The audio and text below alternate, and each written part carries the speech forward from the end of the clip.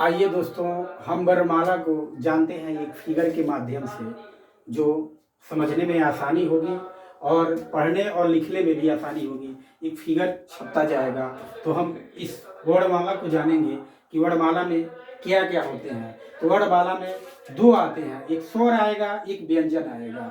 स्वर में कितनी मात्राएं होती हैं? 11 मात्राएं होती हैं। और व्यंजन में कितनी मात्राएं होती हैं? तो 41 मात्राएं होती हैं। इन दोनों को मिला करके होता है 52, जो वर्णमाला का यही रूल है।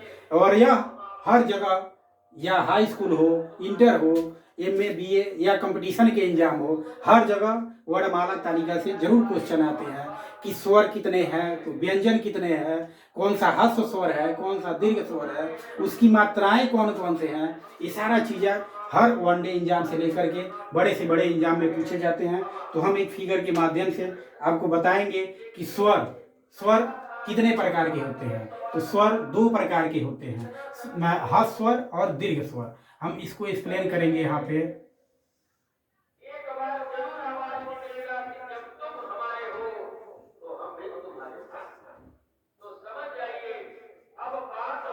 ह्रस्व स्वर यहाँ हो जाएगा दीर्घ स्वर। ये दो स्वर हो गए, लेकिन ये दो स्वरों में मात्राएं कौन कौन सी आएंगी, इसको हम एक्सप्लेन करेंगे। तो ह्रस्व स्वर में आएगा अ, ई,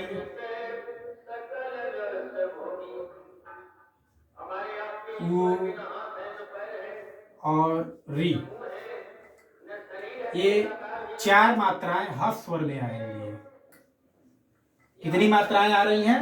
ह्रस्व स्वर में 4 मात्राएं आ रही हैं। अब कहीं भी पूछ लेगा कि ह्रस्व स्वर क्या है, तो आप बता सकते हैं स्वर का एक प्रकार है ह्रस्व स्वर और दीर्घ स्वर।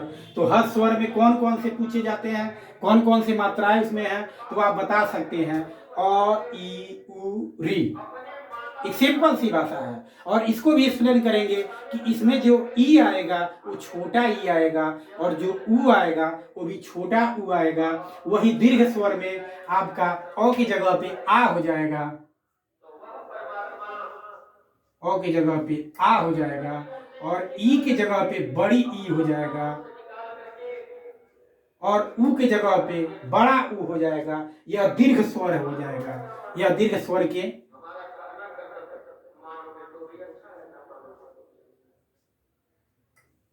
ए हो गया, फिर ए है, ओ, आओ। यह टोटल 7 मात्राएं हैं। यानी दीर्घ स्वर में कितनी मात्राएं आ रही हैं? 7 मात्राएं आ रही हैं। क्वेश्चन में पूछ लेता है कि दीर्घ स्वर में कौन कौन सी मात्राएं लगती हैं, तो आप एक्सप्लेन कर सकते हैं। आ आएगा, बड़ी ई आएगी, बड़ा उ आएगा, ए ओ औ। यह किसके सूत्र हो गए, किसकी मात्राएं हो गए? दीर्घ स्वर की मात्राएं हो गए। वही व्यंजन में हम आपको बताने का प्रकार करेंगे। जो व्यंजन में होता है स्पर्श स्पर्श व्यंजन। व्यंजन भी कितने प्रकार के होता है? 4 प्रकार के होता है।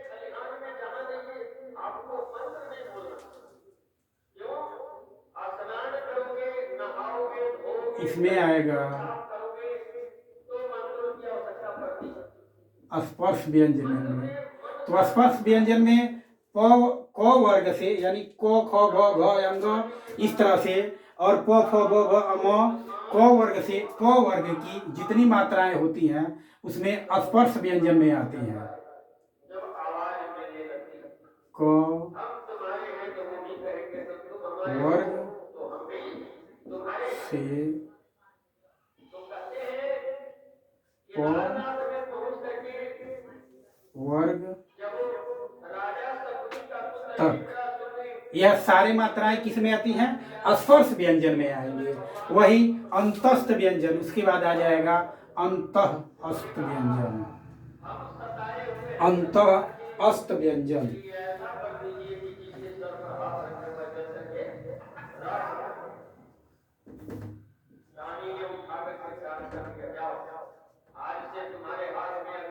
अब इसकी मात्राएं कौन है, तो अंतस्थ व्यंजन में आ जाएंगे य,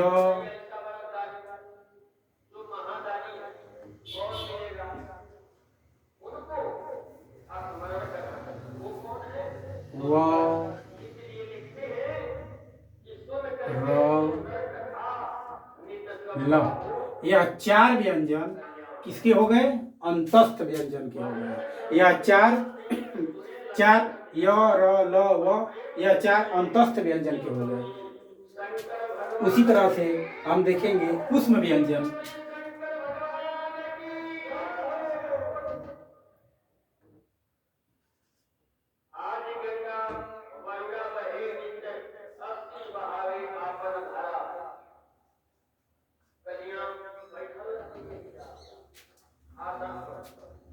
अब उष्म व्यंजन में आ जाएगा हमारा स, स, स, ह, यानी तीनों स इसमें आएगा।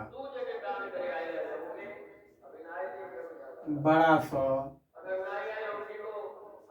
खरवा स, फिर स, फिर ह। यह क्या हो गया, यह उष्म व्यंजन में आ गया। उसी प्रकार हम देखेंगे आगत व्यंजन।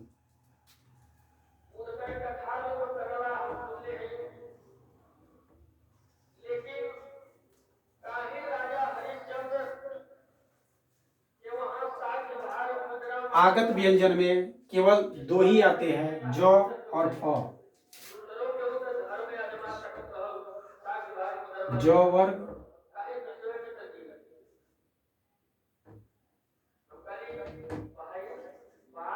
और फ वर्ग, और एक और रह जाएगा जो हम यहाँ एक्सप्लेन करेंगे आपको, यह होता है संयुक्त व्यंजन।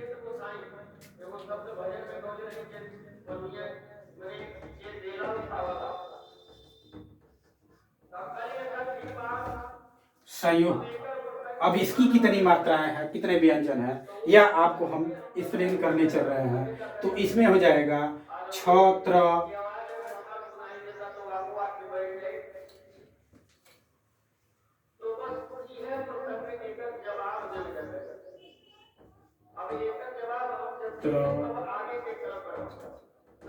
ज्ञ और री। ये देखिए सारे मात्राएं हैं जो हमने आप एक फिगर के माध्यम से आपको समझा दिया है, जो हिंदी के वर्णमाला हैं यह, और यह हर एग्जाम में पूछे जाते हैं, किसी न किसी रूप में पूछे जाएंगे। यह पूछेगा कि उसमें व्यंजन में कौन कौन से अक्षर आते हैं, तो आपको बताने में आसानी होगी कि यह बड़ा सौ आता है, फिर खरवा सौ आता है, सौ आता है, फिर ह आता है। यह जो है तालव्य स में आता है, और यह जो है मूर्धन्य स में आता है, और यह जो है यह दंत शब्द में आता है। यानी तालव्य, मूर्धन्य और दंत, यह तीनों जहां भी शब्द दिखिए तो समझ जाइए ये तालव्य हो गया, मूर्धन्य हो गया, और यह दंत हो गया। तालव्य के कैसे है हम एक्सप्लेन करते हैं, किस तरह बोलते हैं, स, ये आ रहा है ना, ये तालब का वर्ड है, इसको क्या कर रहे हैं, यानी मुंह से आ रहा है, इसीलिए इसको क्या कहते हैं, मूर्धन्य शब्द कह रहे हैं। और इसको छोटा सा एक झटके में कहते हैं तो इसीलिए इसको तालब शब्द कहते हैं। यह हिंदी में इसे एक्सप्लेन किया हुआ है, लिखकर इसी प्रकार एग्जाम में आएगा कि तालब शब्द कौन से है, तो आप इसको एक्सप्लेन कर सकते हैं। मूर्धन्य शब्द कौन से आ सकते हैं, तो इसको आप एक्सप्लेन कर सकते हैं। और उसके बाद इसको आप एक्सप्लेन कर सकते हैं। इसी प्रकार हमने सारे वर्ण के जितने जितने मात्राएं होते हैं वह हमने बता दिया आपको, और कौन कौन से शब्द उसमें लगेंगे यह भी आपको एक्सप्लेन कर दिए। यह एग्जाम में, हर एक एग्जाम में, चाहे वनडे हो या कोई भी हो, भारत के स्टेट के लेवल के या राज्य के लेवल के जो भी एग्जाम है, उसमें सारे एग्जामों में यह क्वेश्चन पूछे जाते हैं, और खूब खूब पूछे जाते हैं, भर भर के पूछे जाते हैं। तो इसलिए हम बताने का प्रयास किए हैं, आप लोगों को रिवीजन में आसानी हो, समझने में आसानी हो, एक फिगर के माध्यम से छप जाए। इसी तरह से आगे भी हम छोटे छोटे वीडियो के माध्यम से लाते रहेंगे जो एग्जाम के लिए अति आवश्यक है, और वही चीज़ लाएंगे जिससे बच्चों को बोरिंग ना महसूस हो कि ज़्यादा पूछा ना पढ़ना पड़े कि हम क्या समझेंगे, कैसे वर्णमाला होता है, कैसे तालिका बनाई जाती है, व्यंजन कितने होते हैं, स्वर कितने होते हैं। तो स्वर को आप यही नोट डाउन कर लेंगे, ये स्वर हो जाएगा आपका 11। कोई भी पूछ ले, कहीं भी पूछ ले कि स्वर कितने होते हैं, तो आप गिन सकते हैं 11। 11 आपके सामने नजर आ रहा है, 1 2 3 4 5 6 7 8 9 10 11, यानी स्वर में कितने आ गए, 11 आ गए। और व्यंजन में 41 व्यंजन आते हैं। यह आप जानने का प्रयास करेंगे कि व्यंजन में 41 व्यंजन आते हैं।